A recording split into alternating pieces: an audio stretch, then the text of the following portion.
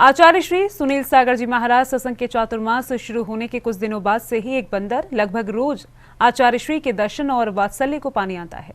काफी समय से जैन समाज में इस बंदर को लेकर चर्चा है और आचार्य श्री के पास शांति से बैठे इस बंदर का वीडियो भी काफी वायरल हुआ था।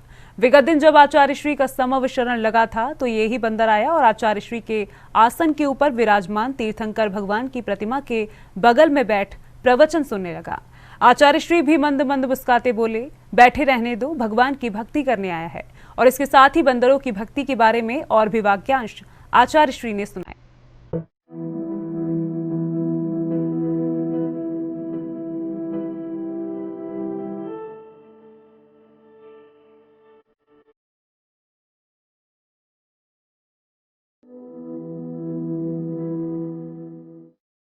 आचार्य श्री सुनील सागर जी महाराज सत्संग का समोशरण लगा हुआ था। चातुर्मास स्थल पर हजारों भक्त उपस्थित थे और ध्यान मग्न होकर गुरु की वाणी से खुद को धन्य कर रहे थे। तभी सबकी निगाह आचार्य श्री के आसन पर बने तीर्थंकर प्रभु की वेदी पर गई, जहां एक बंदर बड़े शांत भाव से बैठा था। ऐसा लग रहा था मानो खुद भी आचार्य श्री की वाणी से अभिभूत हो रहा है। आचार्य श्री ने भी मंद मंद मुस्कुराते हुए कहा कि बैठे रहने दो, भगवान की भक्ति करने आया है।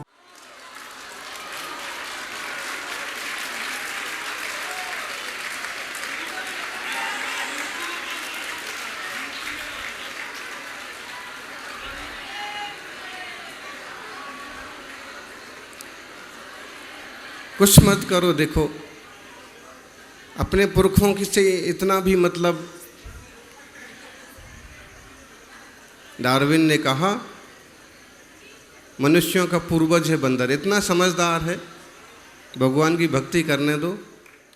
आगे आचार्य श्री ने भगवान आदिनाथ की आहारचर्या के वाक्यांश को सुनाया और कहा कि जब भगवान की जंगल में आहारचर्या हुई थी तो 4 प्राणी दर्शन को उपलब्ध थे, जिनमें एक बंदर भी था। और वो चारों प्राणी आगे चलकर भगवान आदिनाथ के बेटे बनते हैं और मोक्ष जाते हैं। अरे आदिनाथ भगवान के पिछले भावों पर विचार करो।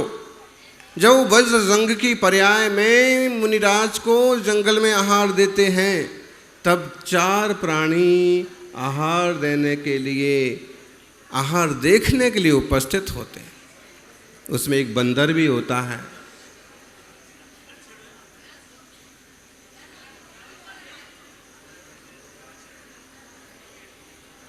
बंदर, सूकर, सिंह और नेवला, वो आहार देते हैं और वो आहार देखते हैं। वो चारों जीव आगे चल कर के आदिनाथ के बेटे बनते हैं और वो भी मोक्ष जाते हैं। आगे मुनिवर ने भक्तों को प्रेरणा दी कि ये तो एक है, बाहर इनके 500 सदस्य हैं। आप लोग आकुल व्याकुल ना हो, बस देखो। ये समझदार है, बोले एक ही पल से क्या होगा, 500 सदस्यों की टीम तो बाहर बैठी है।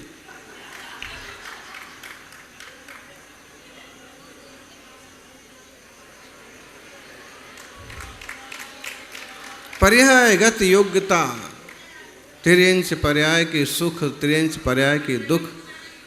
आप आकुल व्याकुल मत हो, सिर्फ देखो, ओनली सी, डोंट टच।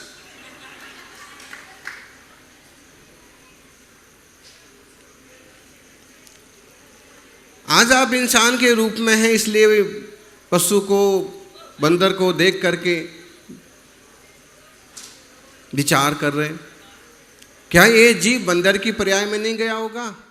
आगे मुनिवर ने जीव के 4 पर्याय को व्याख्यायित करते हुए कहा कि ये बंदर भी पिछले जन्म में किशनगढ़ के किसी परिवार से था। अरे भाई, 4 कसाएं जीव के अनादिकाल से लगी हैं, क्रोध, मान, माया, लोभ। और इन चारों कसायों से चारों गतियों का परिभ्रमण होता रहता है।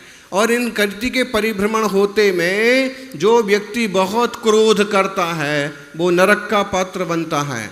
जो बहुत मान करता है और कोई धर्म हो तो थोड़ा बहुत वह मृदु स्वभाव वाला हो तो मृदु स्वभावी होने से मनुष्य हो जाता है। जो व्यक्ति मायाचारी करता है वो त्रियंच बन जाता है। जो व्यक्ति बहुत लोभ करता है, मायाचारी करने से बंदर बनते हैं।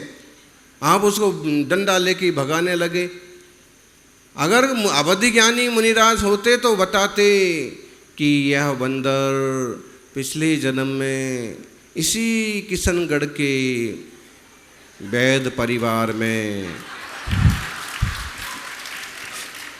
वैद परिवार मत बोलो, पटनी परिवार भी मत बोलो, बस इतना बोलो कि किसी एक परिवार में जन्म लिया था, धर्म भी करता था, मंदिर भी जाता था, लेकिन